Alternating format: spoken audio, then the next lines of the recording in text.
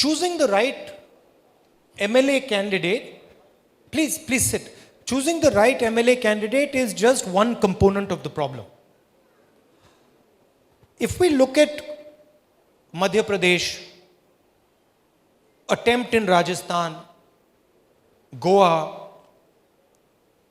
attempt going on in Jharkhand, Pondicherry, Arunachal, these are all Congress governments. These are all governments where people gave the mandate to us. And concentration of capital took the mandate away from us. I know the amount of money that was thrown at the MLAs in Madhya Pradesh. I know the amount of money that was thrown at the MLAs in Rajasthan. We are talking massive amounts of money. Right? And so, when you have one party that is fighting the election with thousands and thousands of crores, and you have other political parties that are not allowed to raise finance, that financiers who would like to support opposition parties come and say that, look, we understand what you're standing for. We support what we are standing for. But if we give you 1 rupee, our business will be destroyed. I've had that conversation where they say, we want to support you, but if we support you, it means that our business will be destroyed and so we cannot support you. So on one side, you have capture of all institutions. You have a monopoly on finances. You have a monopoly on the media. And on the other side, you've got political parties that are not allowed to compete. When they form governments against all odds, their mandates are taken away from them. So, where is this heading? It is, see, as a political person, as a political leader, normally, in a democracy, I require institutional support. I require a media that is objective. I require a judiciary that is aggressive. I require the ability to speak in the Parliament House. All those have been taken away from us. We are not, I'm telling you, we are not allowed to speak in Parliament. Literally, we're not allowed to speak in Parliament. So where is this heading? There is only one way this thing is going to get resolved, and that is mass action. When the ordinary citizen of this country realizes that this country now is not being run by his mandate, but is being run by force, is being run undemocratically. And that is where this is going. And you can see this beginnings of this mass movement, you can see it. It's in the borders of Delhi when they passed the farm laws. So the stirrings are there. But as a political person, in my entire career before 2014, I had never imagined a situation where I will have no institutional support whatsoever. So I've given you a long answer because, frankly, even if we put in the right MLAs in place, it's not enough. Because the power is so high, strong and so heavy that even that MLA will not be able to sustain it. And then the question arises, what happens after we come to power? What happens? Because there is full penetration of all institutions. There is penetration of the judiciary. There is penetration of the media. There's penetration of the bureaucracy. So what do we do once we come to power? Because we're going to have to deal with 15 years of judges who have been placed into the judiciary because they support one political party. So this is going to be a huge challenge for this country going forward.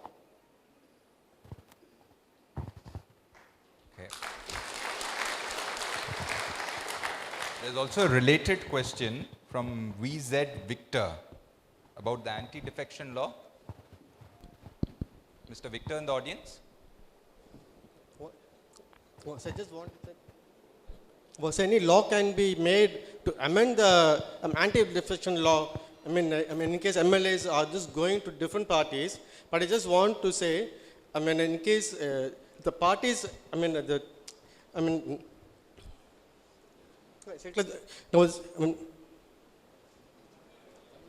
voters are voted only for our party, but MLAs they just shift to different parties. But we want to say the particular MLAs and MPs should not be allowed to go to different parties. They should be disqualified at the early stage itself. Yes. I mean, you can make the anti-defection law stronger, you can disqualify them, but remember one thing. In order to do that, you need parliament. And you're not going to get parliament right now. Yes, sir. So I agree with that idea. But again, even to enforce that idea, we need the institutional structure. We don't have it. So now India is entering a phase very much like when we were fighting the British, that we cannot rely on the institutions to protect our democracy anymore. There is only one place on whom we can rely, and that is the people of the country. There's no other place. And I say this with all seriousness, because I've been dealing with this problem, and I firsthand see the depth of this problem. Absolutely, we should have laws that don't allow MLAs to move. But first, we need a functioning parliament. We need a judiciary that's not completely penetrated by the RSS and the BJP. We need a press that raises this issue and says, listen, look, our Madhya Pradesh government goes, and it is essentially bought. Nobody in the media says anything.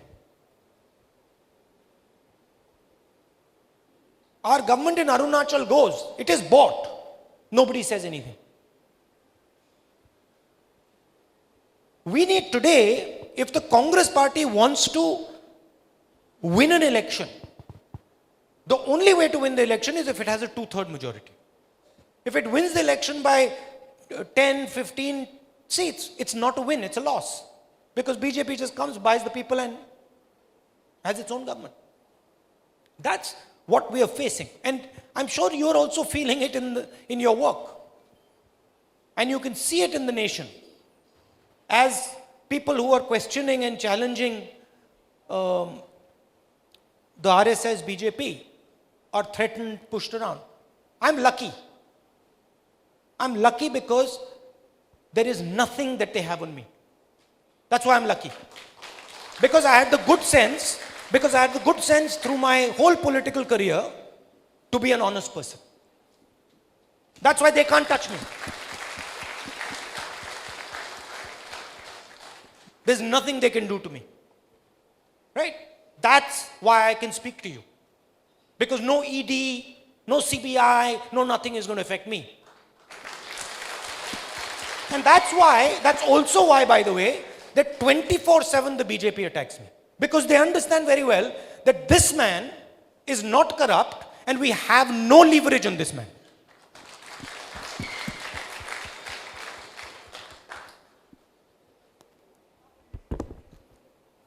Okay, next question is from K. Raja Prabhakaran, advocate from Madurai. Is he here in the audience? Respected sir, there is a provision in the Industrial Dispute Act about the unfair labor practice, right? Employing the employee for more than 8 hours duty and employ him and company him in other than the recruited and appointed post. And there is a provision also in punishing the employee. But till date... In punishing the employer. Employer, yeah, I correct it, yes. Till date, not even the press or not in the press, not a single employee is punished under this act. is, can we discuss this point in Parliament for effective implementation of this act? I'm happy to discuss that in Parliament. Thank you, We can sir. do that, and I'll raise it for you if you want. It is also an indication of the concentration of power in this country. It's an indication of the concentration of finance in this country. Look, essentially, as I said in Parliament, 4 people are running this country. 4. Right? That's all. हम 2, हमारे 2. And everywhere these 4 people's imprint is there.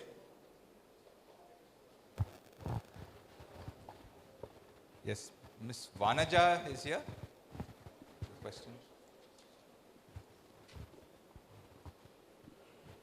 நான் வந்து தமிழ்லேயே பேசுகிறேன். ஜட்ஜஸ்லாம் வந்து ஏதாவது ஒரு political parties வாங்கிட்டு இப்போ அவங்க மேலே மேலே வந்துடுறாங்க.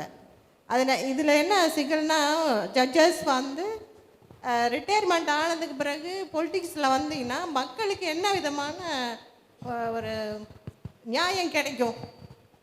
அதான் என்னுடைய கேள்வி. Question is about post-retirement sinecures for judges. They accept political appointments from the government after they retire.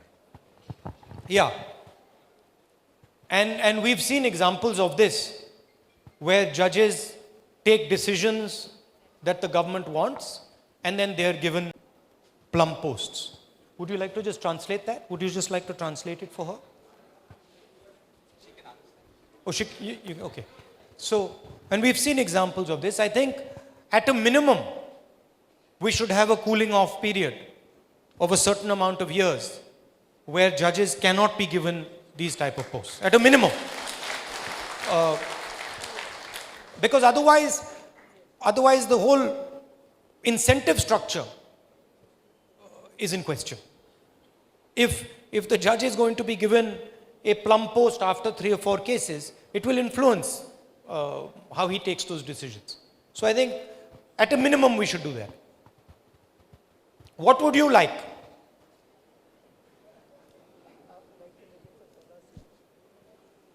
I agree. But would you like to add anything to what I said? No, Nothing? nothing. Okay.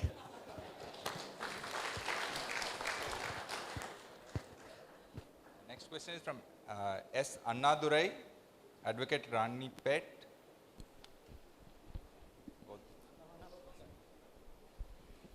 Sir, your views on women reservation bill in parliament and assemblies. My view is reflected in this room. I am having to look carefully. 1, 2, 3. I'm having to look very carefully to find the ladies.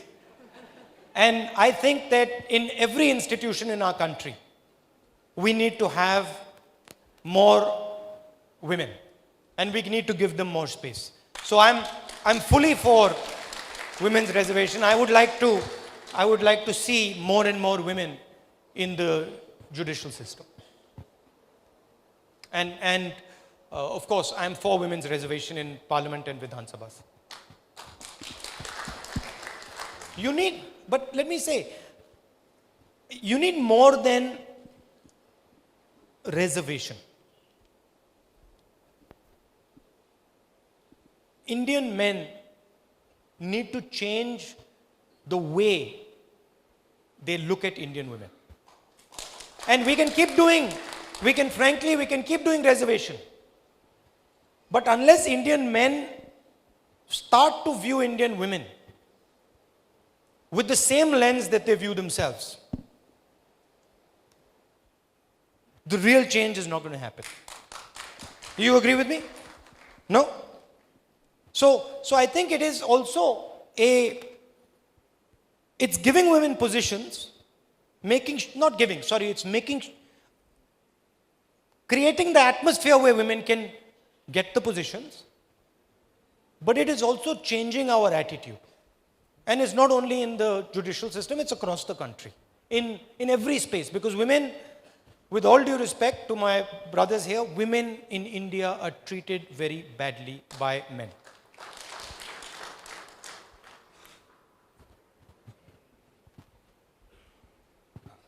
Okay, the next question is pertinent to all of us here about laws delays by Z. Rizwan Hussain.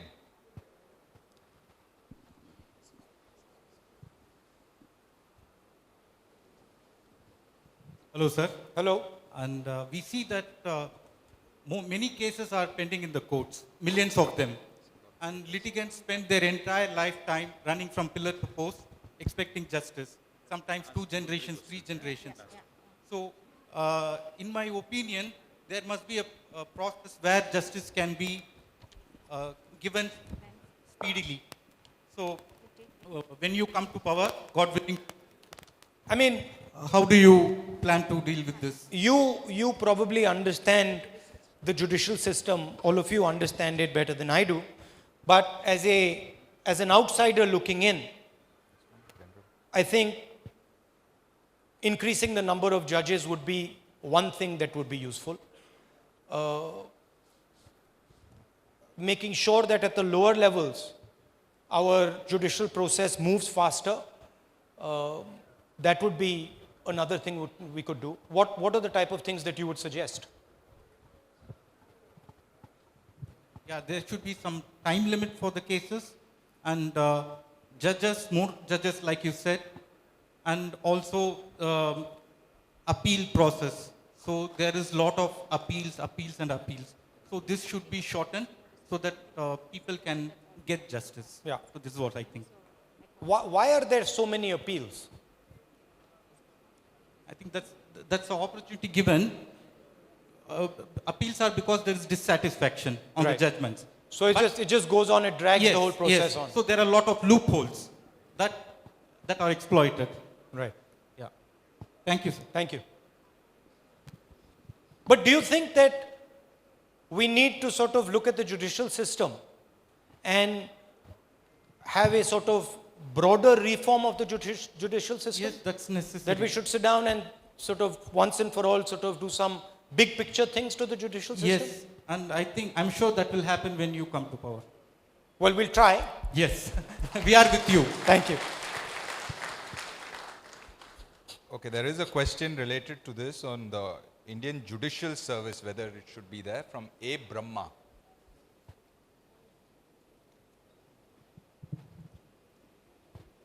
In our nation,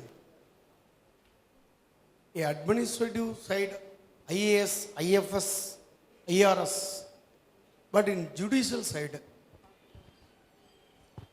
IJS, Indian Judicial Service. So a lot of youngsters will come to the power to the people. But in judicial side, give an opportunity to the directly come to forward to manner to the youth. Form a IJS, Indian Judicial Service. So you come to power, please do this. I think as a supplement to the other streams, I think that might be a good idea and it's something that we could consider. Thank you. We could look Thank you. into. Thank you. Lot of thanks. I'm told we have time for 2 more questions. This is a very frequent question you might be getting on electronic voting machines. About this, there's a question from M. Barnabas.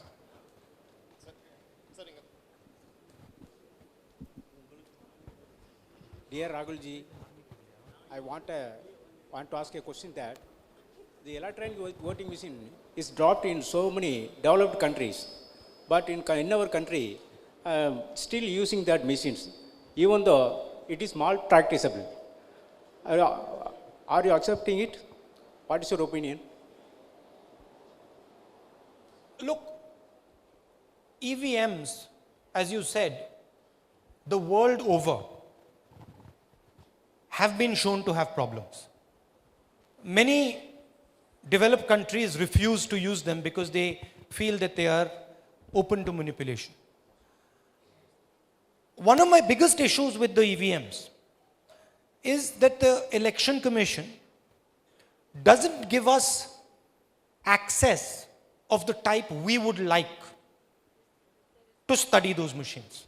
Whenever the Congress party has asked, show us the machine, let us look at the machine properly, let us do random checks on the machine, we are told you can't do that. So, I would be comfortable with the EVM if I could see that it was open to checking, that it was transparent, that it was accessible to political parties. That's the first thing. Fundamentally, I'm not entirely convinced myself that EVMs are 100% secure. I don't believe that. I think there are problems with EVMs. But a first step can be the Election Commission saying, okay, political parties are having doubts about these machines. We will give them full access to the machines, to look at the machines, to study the machines, and we will allow random checking of machines by neutral observers. That they don't allow. Then it makes me wonder. Then I start to ask the question, why are they not making this machine transparent? Thank you. Okay, there are also other questions about the present laws. This is from Advocate Jijish from Tiruchirappalli Bar Association. Hello, sir. Hello? What is your personal opinion about CAA Act and the protest against Hamas? We think the CAA is discriminatory. And we don't agree with it, we don't support it. It's discriminatory on many counts. On the Farmers Acts, these acts are designed to wreck the Indian agricultural system and hand over the benefits of that agricultural system to 2 or 3 big corporates in India. The first law is designed to destroy the markets, farmers' markets. The second law is designed to allow as much hoarding as the largest corporates in the land want. And the third law basically says that if a farmer contests, then the farmer cannot do it in a court of law. So we are completely against these 3 laws. We do, however, feel that the system, agricultural system, needs to be looked at and it needs to be reformed. But the reform cannot be done by destroying the system. And if any reform is going to be done, the stakeholders of the system, the farmers, laborers, small traders, they have to be involved in a discussion from which the reform will evolve. So we're against these farm bills and we are protesting against it, we are fighting it across the country.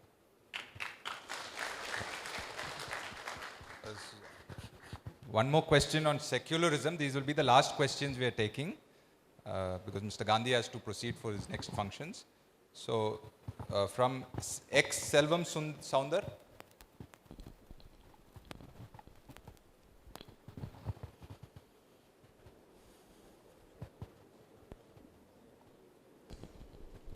Sir, secularism is the basic structure of our constitution. Sir, now the minority institutions are facing, very often facing problems, sir. Do you think there is a danger to the secularism in our country now? There is a full-scale assault on secularism in this country. And the RSS and the BJP are leading that assault. You said secularism is a foundation of our constitution. It's much more than that. Secularism is the foundation of our culture and our history. If you go back into time, you will see that this country has always been a sensitive, compassionate country that embraces different types of ideas. So this is not just an attack on the constitution, it is an attack on our history and on our culture as well. And I think it is very important that it is stopped in its tracks. and that all of us fight this assault. I think, in the beginning I told you that our institutions are under attack, our nation is under attack. But I must tell you that I believe that you are the people who work in the judiciary, the lawyers, the judges, who have a very, very important role to play. Just like we have an important role to play, just like politicians have an important role to play, you also have a very important role to play. If you stand up to this ideology, if you stand up to the corruption, if you stand up to the pressure, you will do a service for this nation. And that's why I came here to have a conversation with you, to tell you that you're very, very important for this fight.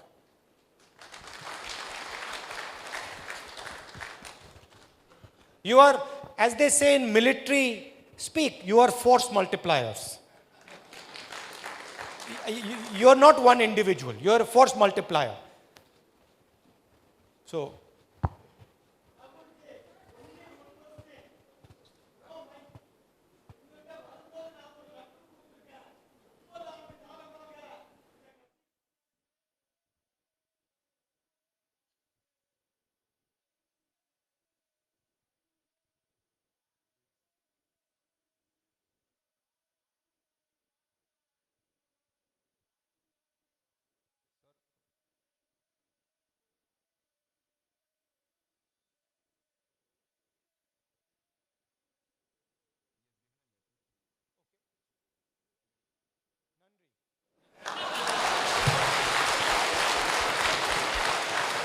slowly, last slowly, question. slowly, we slowly, can't- I'm we going to already learn had- Tamil.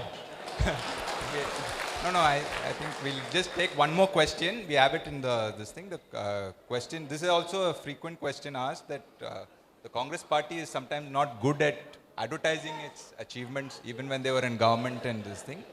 So I think JF Arthur Joy. Is JF Arthur Joy here? On border issue. Sir, a small suggestion. Yeah, We need a strong media support. yeah. Congress has to launch a new channels, newspapers, and FM radio to reach your day-to-day activities, Yes. to reach normal people.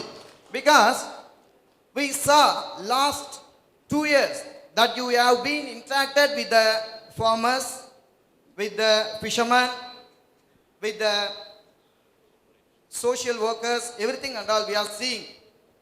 Just we are receiving the things through the Instagram, Facebook and WhatsApp. Every channels has been purchased by the fascism Modi and Amit Shah is hiding and suppressed all the facts and the good things created by you. Because you are a very kind-hearted and well-educated and not fearing to face the media, everything and all.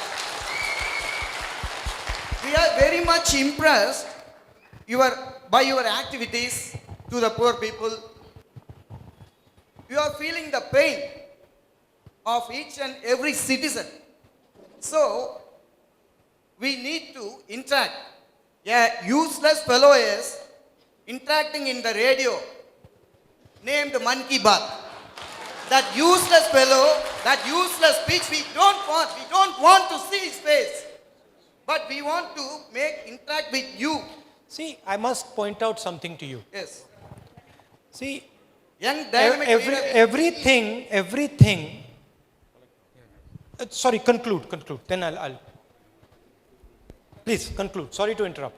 We need a young, dynamic, kind-hearted, and who knows the pain of the poor people, everything and all.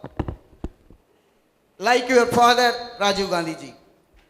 So, we want to make an interaction and made advertisements in the newspapers and make TV channels, everything and all. We need a strong media support because the media has been purchased by them. Yeah. Everything are suppressed and hid by the medias. Yes. Even though now the current medias are the way it's very sorry to say, prostitute medias. I'm very sorry to say, Yeah. but I feel very. Sir, I think. See, you said something interesting. You said the Prime Minister is useless. No, but I want to correct this slightly. See, everything has some use or the other. Everything has a use.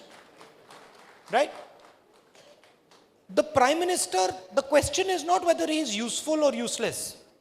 The question is to who is he useful? See, I am useful to farmers of this country. I am useful to poor people in this country. I am useful to women in this country. I am useful to youngsters in this country. Narendra Modi is useful to two people. He's extremely useful because those two people are using the Prime Minister of India to increase their wealth dramatically. And believe me, when the time comes, they will throw him like that. Right? So it is important we have to understand our opponent. He is useless to the poor people. He is very useful to hum do hamare do. Thank you. Sir, can we invite closing remarks from your side? Because Yeah. I'm told your schedule is. So, okay, last lady, last question. Okay, border issue. Let's do the border issue. Good afternoon, Mr. Gandhi. And you are I understand you are in the Defense Committee also. That's the question becomes very relevant. Now, my government was telling us that India never was intruded by the Chinese army. But 20 brave soldiers of my country lost their life to save the Indian soil. Now, day before yesterday, my foreign minister says both India and China withdrew from the border line. I am not able to understand. Because if China has not interrupted into India, why it should withdraw? In any case, India has not intruded into the Chinese territory. Why should India withdraw from its borderline? Yeah. That's my question. This is a absolute fact. If you would like, I can go into a little bit of detail about what happened on the border and what is happening on the border. Essentially, the Chinese occupied certain strategic areas in our country. They first tested the idea in Doklam. So they tested the idea to see how would India react in Doklam, and they noticed that India didn't react. And then they carried out the idea again in Ladakh. Also, I believe in Arunachal Pradesh. The first reaction of the Prime Minister to incursions into our territory. They have occupied more than 1,000 square kilometers of Indian territory. The first reaction of our Prime Minister was that nobody has come into India. That indicated to the Chinese that the Prime Minister of India is scared of them. That was the message. If I come into your house and you come outside and you say nobody is in my house, I will understand very quickly that he is scared of me. So first maybe I'm in your kitchen, next I will be sitting in your sitting room. So he indicated to the Chinese that he is scared of them. And the Chinese understood it. And since then, the Chinese have negotiated on that principle. They know that the Prime Minister of India cannot stand up to them. And mark my words,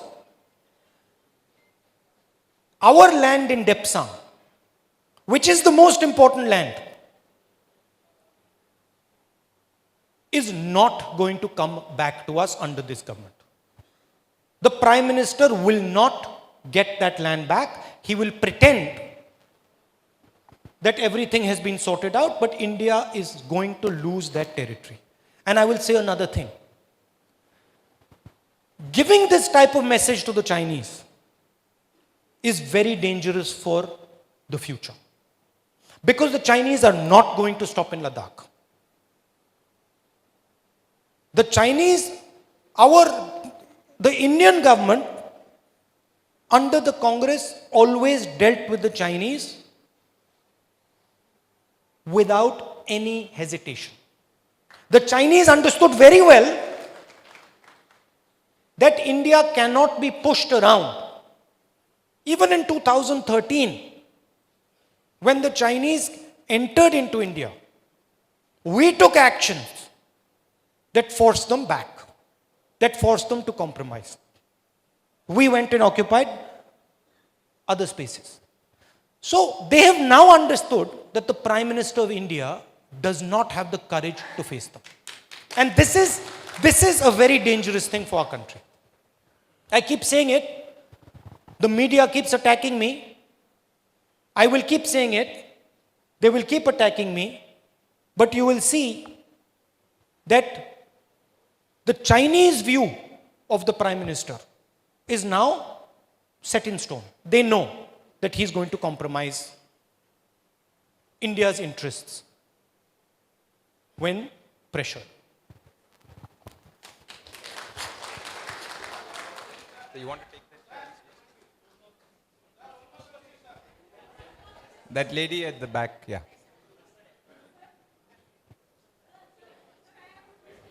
Yeah, I think we have to conclude now because I've got other places to go. I'd like to let me just finish. Let me finish. I'd like to thank you all for coming here, for listening to me, for giving me your ideas. You mentioned about speeding up the cases. I think that's a very important thing that we have to look into. And I want to tell you that we are all involved in this fight together. I am here to work with you, and I'm confident that you will work with me to make sure that our country is safe. Thank you very much. नमस्कार, मैं हूं मानक गुप्ता। अगर आपको हमारा ये video पसंद आया हो तो इसे लाइक और शेयर जरूर करें, और हाँ, हमें सब्सक्राइब और फॉलो करना ना भूलें ताकि आप देश और दुनिया की कोई खबर मिस ना करें। तो जुड़े रहिए हमारे साथ और देखते रहिए News 24।